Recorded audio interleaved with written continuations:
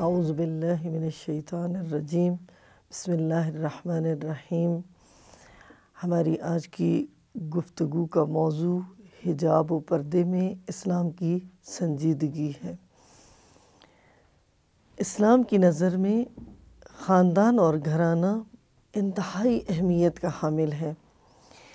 مغربی پروپیگنڈا تنظیموں کا مسلمانوں سے اختلاف ہی یہی ہے کہ وہ کیا کرتے ہیں کہ مغربی تنظیمیں، مغربی معاشرے، مغربی لوگ، ان کا حساس ہونا ہی فقط اسی موضوع پر ہے، پردے ہی پر اپنی حساسیت کا اظہار کرتے ہیں۔ ہم دیکھتے ہیں کہ اگر یہ حجاب کسی اسلامی ملک میں ہو تو مغربی لوگ اس پر حساسیت کا اظہار کرتے ہیں۔ حتیٰ اگر عرب ممالک میں لڑکیاں اور خواتین یونیورسٹیز کے اندر اپنے ہی رغبت سے، اپنے ہی اختیار سے، اپنی ہی آگاہی اور معرفت کی وجہ سے حجاب اسلامی کا انتخاب کرتی ہیں، تو بھی ہم دیکھتے ہیں کہ مغربی معاشرے اس پر بہت زیادہ حساسیت کا اظہار کرتے ہیں۔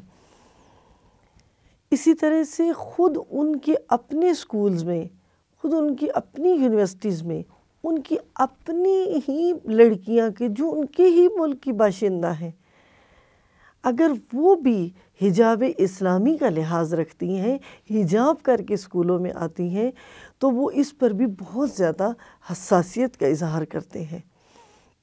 ایسا کیوں ہوتا ہے؟ اس کی وجہ کیا ہے کہ یہ لوگ اس طرح سے حساس ہیں؟ اس کی وجہ یہ ہے کہ یہ حجاب اسلامی سے مخالفت کا نعرہ بلند کر کے خواتین کے وجود سے سوء استفادہ کرنا چاہتے ہیں۔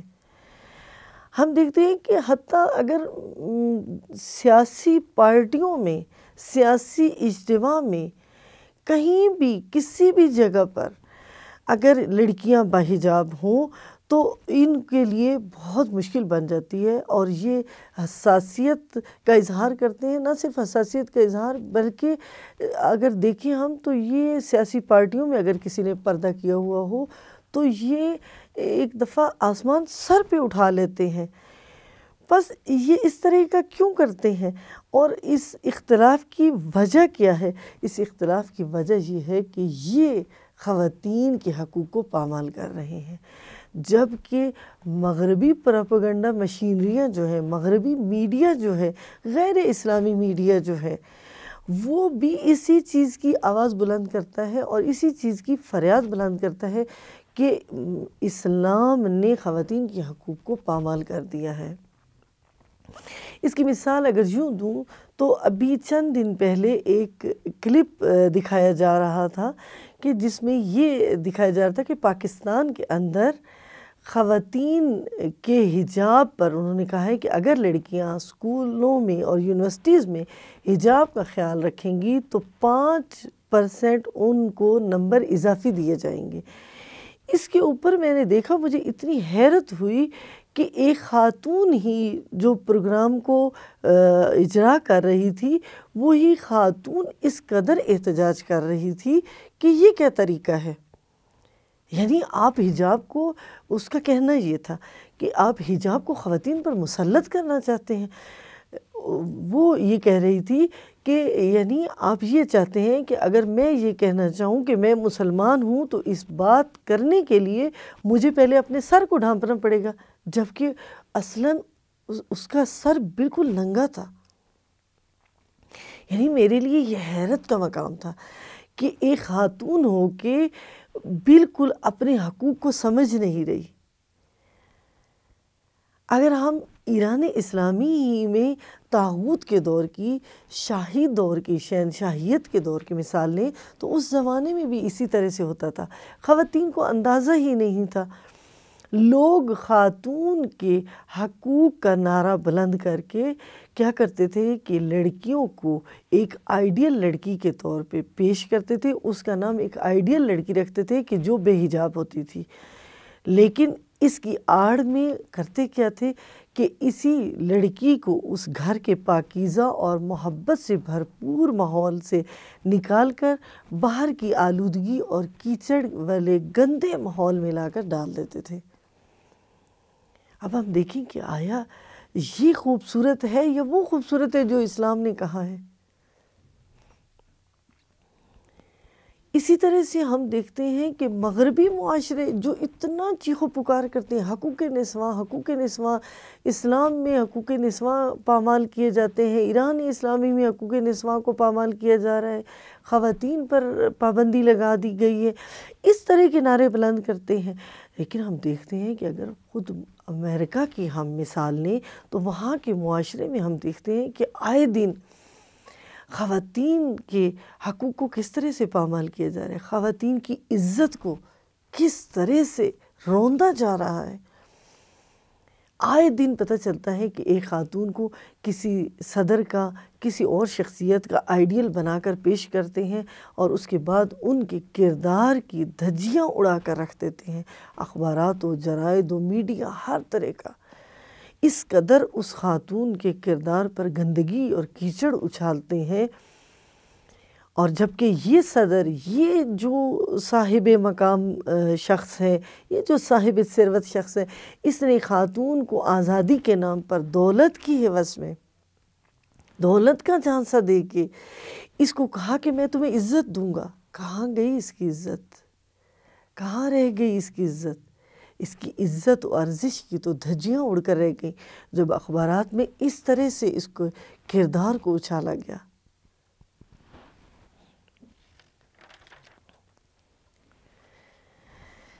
اسی طرح سے ہم مغربی معاشروں میں دیکھتے ہیں کہ مغربی معاشرے میں ایک شوہر اپنے گھر کے اندر خاتون کی کس قدر اہانت کرتا ہے، کس قدر تحقیر و تذلیل کرتا ہے۔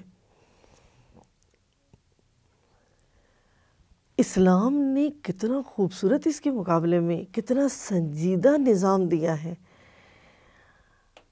ہم اگر قرآن مجید کا صحیح طریقے سے مطالعہ کریں، صحیح طریقے سے قرآن مجید کے معارف کو سمجھیں تو ہمیں یہ بات سمجھ میں آئے گی کہ اسلام نے خواتین پر ظلم نہیں بلکہ خواتین کے حق کے لیے یہ سب کچھ کیا ہے۔ قرآن مجید میں ارشاد باری تعالیٰ ہے، اعوذ باللہ من الشیطان الرجیم، بسم اللہ الرحمن الرحیم، ہن لباس لکم وانتم لباس لہن، کہ تمہاری بیویاں تمہارا لباس ہیں اور تم اپنی بیویوں کا لباس ہو۔ کہاں مغربی معاشرے میں اتنی اہانت اور کہاں اسلام کا اتنا خوبصورت اور پاکیزہ نظام کہ خود خداوند عالم فرما رہا ہے کہ تمہاری بیویاں تمہارے لباس ہیں اور تم اپنی بیویوں کا لباس ہو۔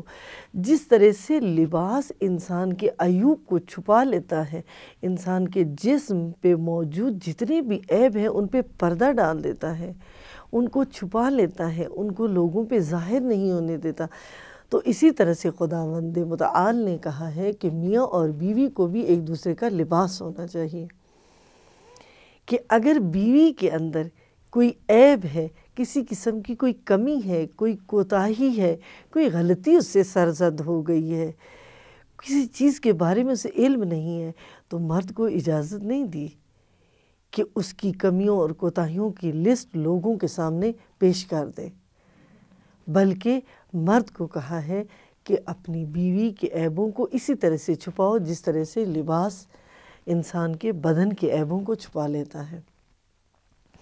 اسی طرح سے بیوی کو بھی کہا ہے کہ وہ بھی اپنے شوہر کے عیوب پر اسی طرح سے پردہ ڈالے کہ جس طرح سے لباس انسان کے بدن کے عیوب کو چھپا لیتا ہے، اور بیوی کو کہا ہے کہ میاں کی کمیاں اور کوتاہیاں اور اس طرح کی چھوٹی موٹی مشکلات جو ہیں وہ لوگوں کے سامنے بیان نہ کرتی پھرے، بلکہ اس کی بہترین رازدان بن کے رہے، اس کی عصمت کی حفاظت کرے، اس کی عدم موجودگی میں ہر جگہ پر اس کے لیے ایک قابل فخر بنے۔ پھر ہم دیکھتے ہیں کہ غیر اسلامی معاشرے میں کیا ہوتا ہے کہ ماں کا کوئی مقام و مرتبہ نہیں ہوتا، بچے ماں کی انتہائی تحقیر کرتے ہیں، حتیٰ جب یہی ماں یا والدین بڑھاپے کو پہنچتے ہیں تو انہیں اولڈ ہاؤس میں لے جاتے ہیں۔ لیکن اس کے برعکس اسلام نے کتنا سنجیدہ اور خوبصورت نظام دیا ہے ہمیں، اور بتایا ہے کہ ماں باپ کی عزت و احترام کس قدر زیادہ ہے۔ اسلام نے تو کہا ہے ماں کے قدموں تلے جنت ہے، اور ماں کا مقام اور رتبہ اس قدر بیان کیا ہے کہ کہا ہے کہ اگر اطاعت کا حکم دیا ہے، خدا نے اپنی اطاعت کا حکم دیا ہے، تو اس کے ساتھ ہی والدین کی اطاعت کا بھی حکم دیا ہے۔